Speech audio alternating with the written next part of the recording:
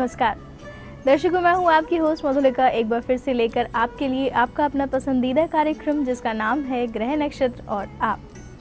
दर्शकों, हर सुबह की तरह आज भी हम आपके लिए लेकर आए हैं अपने कार्यक्रम में आपकी समस्याएं और उनके ज्योतिषीय समाधान, और साथ ही साथ कार्यक्रम में आगे आपको देंगे ज्योतिष विज्ञान से ही जुड़ी हुई ढेर सारी रोचक जानकारियाँ, और साथ ही साथ आपको बताएंगे कि क्या कुछ खास है आज के दिन में, यानी कि आपका दैनिक राशिफल, और जानेंगे समृद्धि टिप्स में कुछ खास बातें।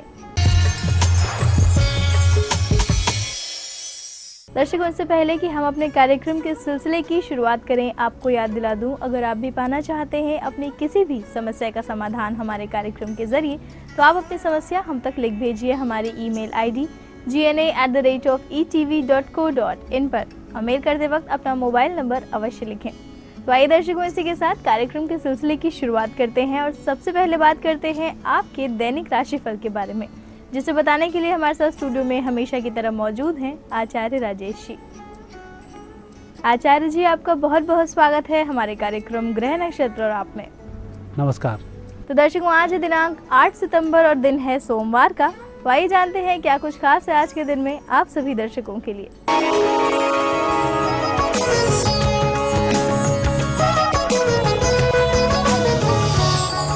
आप देख रहे हैं दैनिक राशिफल। आइए इसका शुभारंभ करें प्रातः काल के पंचांग से। भाद्रपद शुक्ल पक्ष 14 आज तिथि सोमवार का दिन। शुभ समय दोपहर 1:30 से दोपहर 3 बजे तक। राहु काल प्रातः 7:30 से 9 बजे तक। आज चंद्रमा रहेंगे कुंभ राशि में। हम देखेंगे दैनिक राशिफल। पहली राशि है मेष। मेष राशि वाले व्यक्तियों के लिए आज दिन शुभ रहेगा। हालांकि दो नावों पर सवारी करना ठीक नहीं। जो भी निर्णय करें एक एक करके कार्य संपन्न करें, आपके कार्य संपन्न होंगे। कहीं दुविधा की स्थिति हो तो निर्णय पहले करें, करना क्या है। वृषभ राशि। वृषभ राशि वाले व्यक्तियों पर आज शुक्र की विशेष कृपा होने के कारण आर्थिक स्थिति में सुधार के अच्छे संकेत हैं। परिस्थितियां भी बेहतर हैं। जहां आप जा रहे हैं वहां भी आपका कार्य संपन्न हो रहा है। कुल मिलाकर आज के दिन को यूं ही नहीं गंवाएं, अच्छा लाभ उठाएं। मिथुन राशि। मिथुन राशि वाले व्यक्तियों का दिन अच्छा रहेगा। वैसे तो आप जिस कार्य को कर रहे हैं वह कार्य दोपहर तक ही संपन्न हो जाएगा। दोपहर के बाद कोई नई जिम्मेवारी भी आपके हाथ लग सकती है। कर्क राशि। कर्क राशि वाले व्यक्तियों के लिए चंद्रमा का उत्तम फल देखने को मिलेगा। हालांकि आज आप कुछ विपरीत परिस्थिति में भी हैं। निर्णय लें या निर्णय ना लें, किसकी सुने या आप अपनी मन की बात करें, इस दुविधाओं से बचने के लिए प्रातःकाल पूजन करके घर से बाहर निकलें। जो भी निर्णय आप करेंगे वह निर्णय लाभकारी सिद्ध होगा। सिंह राशि। सिंह राशि वाले व्यक्तियों का छोटी छोटी बातों पर विचलित होने की आवश्यकता नहीं है। दिन बहुत अच्छा है। सफलताओं की प्राप्ति भी होगी और जैसे चाहेंगे वैसे दिन को गुजार जाएंगे। मात्र थोड़ा सा भय सूर्य के कारण है, जो यदि आपने दृढ़ निश्चय किया तो भय समाप्त हो जाएगा। कन्या राशि। कन्या राशि व्यक्तियों पर आज बुध का शुभ प्रभाव रहेगा। आपकी वाणी मधुर होगी। लोगों से संबंध सुधरेंगे। प्रतिद्वंदी आज आपसे परास्त होंगे। तुला राशि। तुला राशि व्यक्तियों का आज थोड़ा सावधान रहकर कार्य करना चाहिए। वैसे तो नुकसान की योग कम है, परंतु कार्य में अवरोध आ सकता है। जल्दबाजी पर नियंत्रण रखें। किसी व्यक्ति से धन लेने और देने दोनों तरफ थोड़ी सी सावधानी रखें। वृश्चिक राशि। वृश्चिक राशि व्यक्तियों को आज अधिक मेहनत करनी होगी, तब जाकर कहीं सफलताओं की प्राप्ति होगी। तो आज मेहनत से दूर नहीं भागें। अपने कार्य को संपन्न करने की तरफ आगे बढ़ें। एक उद्देश्य दृढ़ करें, उस पर कार्य करना शुरू कर दें। सफल आप जरूर होंगे। धनु राशि। धनु राशि व्यक्तियों का समय बहुत अच्छा है। परिस्थितियां भी बेहतर हैं। मन में भी प्रसन्नता है। कार्य करने की क्षमता में भी वृद्धि हो रही है। कुल मिलाकर दिन शुभ है। मकर राशि।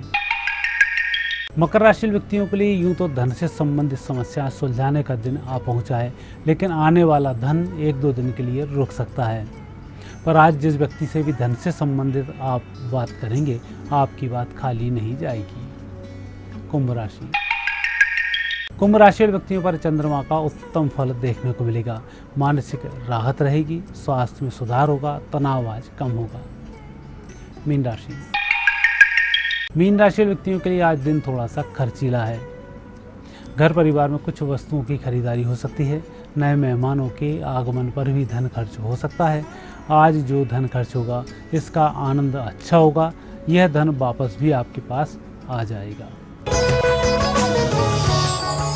ये था आपके लिए आपका आज का दैनिक राशिफल। और आइए अब जानते हैं क्या है खास समृद्धि टिप्स में। आज अनंत चतुर्दशी है। अनंत को भी भगवान विष्णु का ही स्वरूप माना जाता है।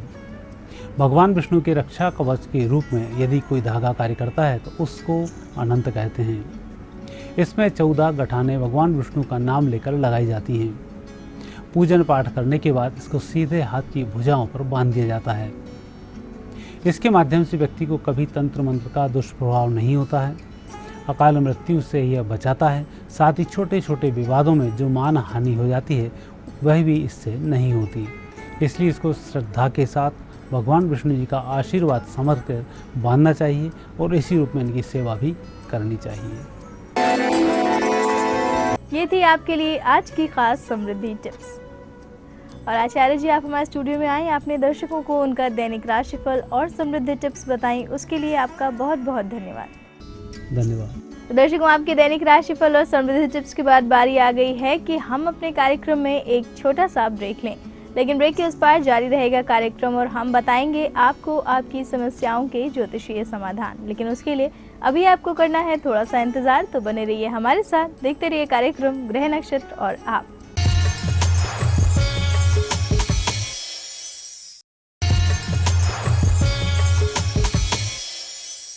ब्रेक के बाद दर्शकों, आप सभी का एक बार फिर से बहुत बहुत स्वागत है हमारे कार्यक्रम ग्रह नक्षत्र और आप में। और आइए अब कार्यक्रम के सिलसिले को आगे बढ़ाते हैं और हम बढ़ेंगे आपकी समस्याओं के समाधान जानने की तरफ। और आज आपकी कॉल्स के जवाब देने के लिए हमारे साथ स्टूडियो में मौजूद हैं प्रख्यात नक्षत्र गतान्वेषी डॉक्टर शंकर चरण त्रिपाठी जी। गुरुजी, आपका बहुत बहुत स्वागत है हमारे कार्यक्रम ग्रह नक्षत्र और आप में। गुरुजी, आज अनंत चतुर्दशी है, तो आप हमारे दर्शकों को बताइए कि इस व्रत का क्या महत्व है और उसको करने से क्या लाभ मिलता है। अनंत चतुर्दशी जैसे महाशिवरात्रि त्रयोदशी को होती है और पड़ती हर महीने मास शिवरात्रि है, वैसे चतुर्दशी हर महीने पड़ती है। लेकिन अनंत चतुर्दशी यमराज का विषय है। हनुमान का जन्म भी इसी दिन होता है और आज के दिन सबसे महत्वपूर्ण बिंदु ये होता है कि ये यम का दिवस है, काल का, यमराज का। अनंता सात्विका प्रकृति भूता भर्ता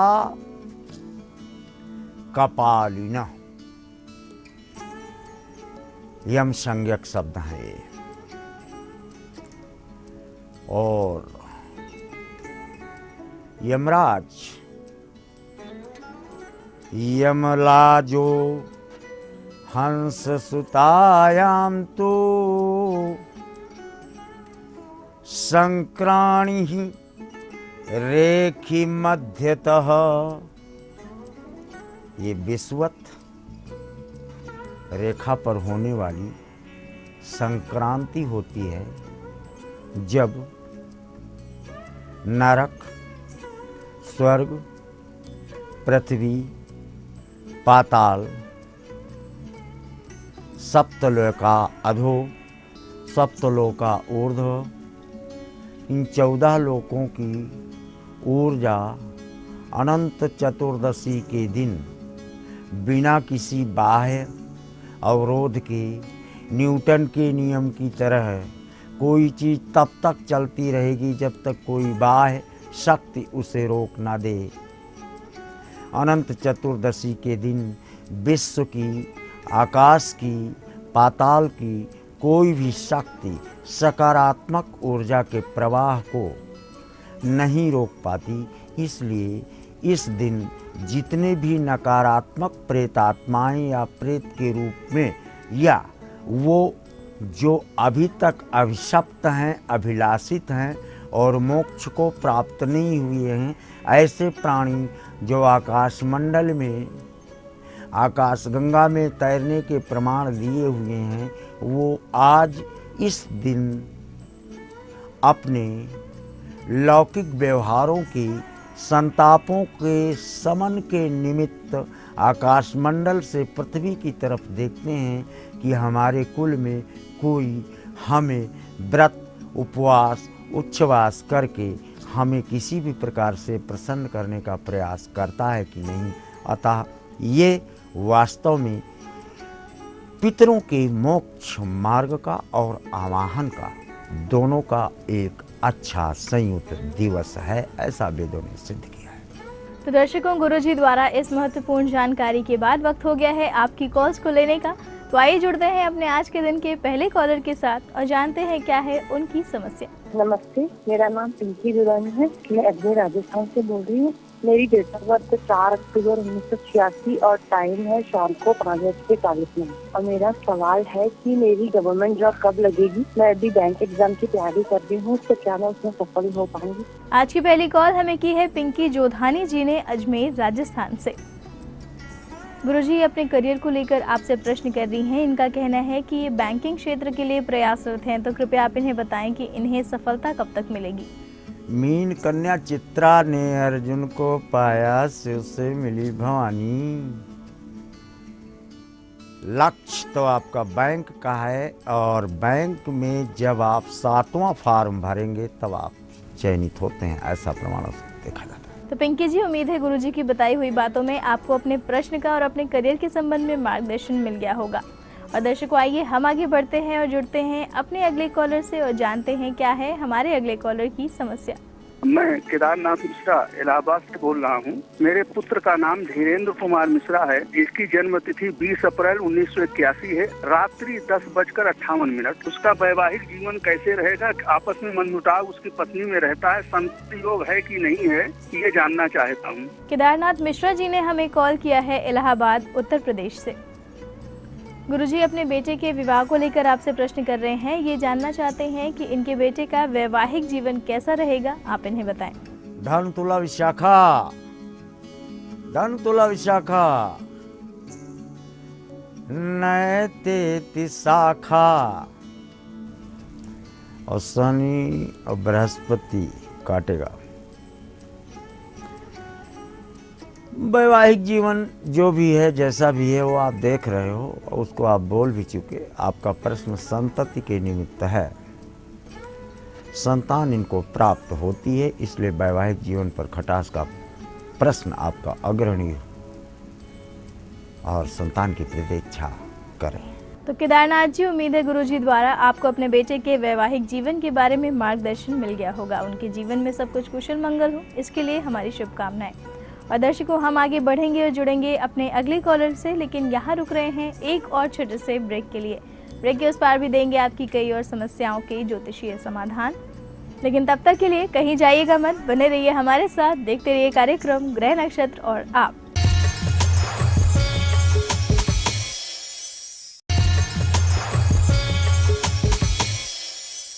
ब्रेक के बाद दर्शकों, आप सभी का एक बार फिर से बहुत बहुत स्वागत है हमारे कार्यक्रम में, जिसका नाम है ग्रह नक्षत्र और आप।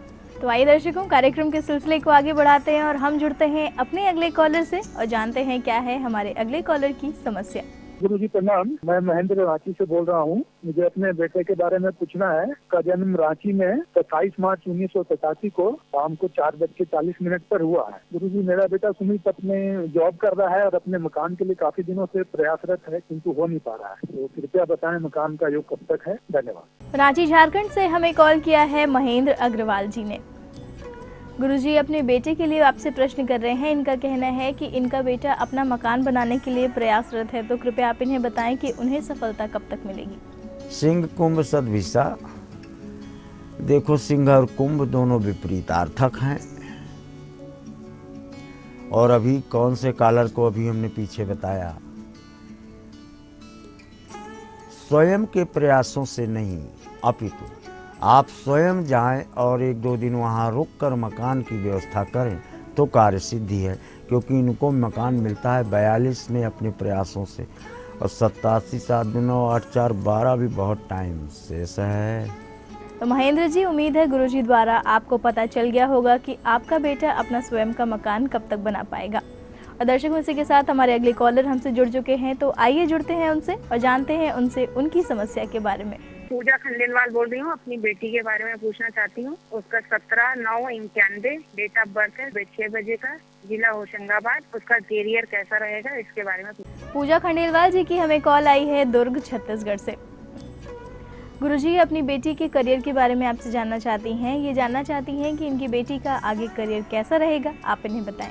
सिंह धनुमूल शिक्षण, प्रशिक्षण, विज्ञान, कॉमर्स, कंप्यूटर इत्यादि से प्राप्त होने का प्रमाण प्रदत्त पृष्ठभूमि से देखा जाता है और करियर के निमित्त इनको बैंकिंग और टैक्सेशन क्षेत्र में अगर पुरुषार्थ का योगदान प्रस्तुत करें तो सफलता वर्ण करने के लिए बाध्य है। तो पूजा खंडेलवाल जी, उम्मीद है गुरुजी द्वारा आपको अपनी बेटी के करियर के संबंध में मार्गदर्शन मिल गया होगा। और आइए दर्शकों, हम आगे बढ़ते हैं और जुड़ते हैं अपने अगले कॉलर से और जानते हैं उनसे उनकी समस्या के बारे में। मेरा नाम आर.के. सोनी है। भोपाल में मेरा निवास है। जन्म तारीख है 16/9/58 और टाइम है रात के 11:55। मैं अपने प्रमोशन के बारे में प्रश्न पूछना चाह रहा था। प्रमोशन होने के योग कब है? भोपाल मध्य प्रदेश से हमें कॉल किया है रमेश कुमार सोनी जी ने। गुरुजी अपनी नौकरी के लिए आपसे प्रश्न कर रहे हैं। ये जानना चाहते हैं कि इन्हें इनकी नौकरी में प्रमोशन मिलने का योग कब तक है, आप इन्हें बताएं। मिथुन तुला स्वाति तऊ चोंचना संचर है। स्वाति नक्षत्र लेके आए और मिथुन तुला सर्वोच्च स्थितियां हैं। द्वादश केतु गया यानी 8वां महीना व्यतीत हो चुका है। अगस्त में सुख बुकाहट हुई है और 8 महीना वहां से जोड़ दो, 8/8/16 यानी अप्रैल 2015 तक प्रमोशन की तनख्वाह मिलने का प्रमाण स्पष्ट पाया जाता है। तो रमेश कुमार जी, गुरुजी द्वारा आपको पता चल गया होगा कि आपको अपनी नौकरी में प्रमोशन कब तक मिलेगा। और दर्शकों, इसी के साथ हमारे अगले कॉलर हमसे जुड़ चुके हैं, तो आइए जानते हैं उनसे उनका प्रश्न। जी, राजकुमार, मेरी डेट ऑफ बर्थ है जी 19 दिसंबर 1978, जन्म स्थान हिसार, हरियाणा। और कर्ज बहुत हो चुका है और कोई भी काम करता पूरा नहीं होता। हाँ जी, कर्ज मुक्ति के लिए कोई उपाय बताएं। राजकुमार जी ने अगली कॉल हमें की है हिसार, हरियाणा से। गुरुजी, इनका कहना है कि इनके ऊपर काफी कर्ज हो गया है, तो ऐसे में ये आपसे जानना चाहते हैं कि किन उपायों द्वारा ये कर्ज मुक्ति पा सकते हैं। धनुकर का श्लेषा पहले 1000 बार बता चुका। कर्ज के लिए लाल आसन पे बैठ के ओम मंगलो भूपुत्र शरण अर्था धन प्रदा स्थिरासनो महाकाया सर्वकर्म विरोध का 10 नाम मंगल के लाल कागज पीले अक्षर लिख कर रख लो सामने। रोज एक सांस में बोलो। कर्ज का शमन उसी तरह होगा जैसे बल्ब के सामने पतंगों का। तो राजकुमार जी, गुरुजी की बताई हुई बातों में आपको अपने प्रश्न के संबंध में मार्गदर्शन अवश्य मिल गया होगा। और दर्शकों, राजकुमार जी की समस्या के समाधान के साथ ही वक्त आ गया है आज के दिन के आखिरी कॉलर के साथ जुड़ने का। वही जानते हैं उनसे क्या है उनका प्रश्न। मैं प्रभात बोल रही हूँ चंडीगढ़ से। मैं अपनी बेटी के बारे में, जिसका नाम शैली है, उसके बारे में जानना चाहती हूँ। उसकी जन्म तिथि 29 अक्टूबर 1982। उसकी शादी हुई थी जो कि सफल नहीं रही। तो उसके बारे में जानना चाहती हूँ। उसका पुनः विवाह होगा, कहाँ होगा, ठीक रहेगी, आगे लाइफ कैसी रहेगी। आज की आखिरी कॉल हमें आई है चंडीगढ़ पंजाब से श्रीमती प्रभात जी की। गुरुजी अपनी बेटी के बारे में प्रश्न कर रही हैं। इनका कहना है कि इनकी बेटी का पहला विवाह सफल नहीं रहा था, तो ऐसे में आपसे जानना चाहती हैं कि उनका पुनः विवाह कब तक होगा और साथ ही जानना चाहती हैं कि आगे भविष्य कैसा रहेगा, आप बताएं। सप्तम राहु वालों संभल जाओ। कृष्ण महायोगेश्वर होकर पैदा हुआ, रुक्मिणी के साथ शादी किया, लेकिन राधा उसके पीछे छाया की तरह लगी रह गई। मुरली उसके पीछे छाया की तरह लगी रह गई, वो भी सौतन कहलाई। सप्तम राहु में ऐसी स्थितियां होती हैं, पुनर्विवाह की स्थिति है। तो श्रीमती प्रभात जी, हमें उम्मीद है गुरुजी द्वारा आपको अपनी बेटी के भविष्य के संबंध में मार्गदर्शन मिल गया होगा और उनके जीवन में सब कुछ कुशल मंगल हो, इसके लिए हमारी शुभकामनाएं। और गुरुजी, आप हमारे स्टूडियो में आए, आपने दर्शकों को उनके सवालों के जवाब दिए, इतनी रोचक जानकारियां दी, उसके लिए आपका बहुत बहुत धन्यवाद। प्रणाम। तो दर्शकों, ये तो थी आपकी कॉल्स और इसी के साथ वक्त आ गया है कि हम अपने कार्यक्रम को यहीं पे समाप्त करें।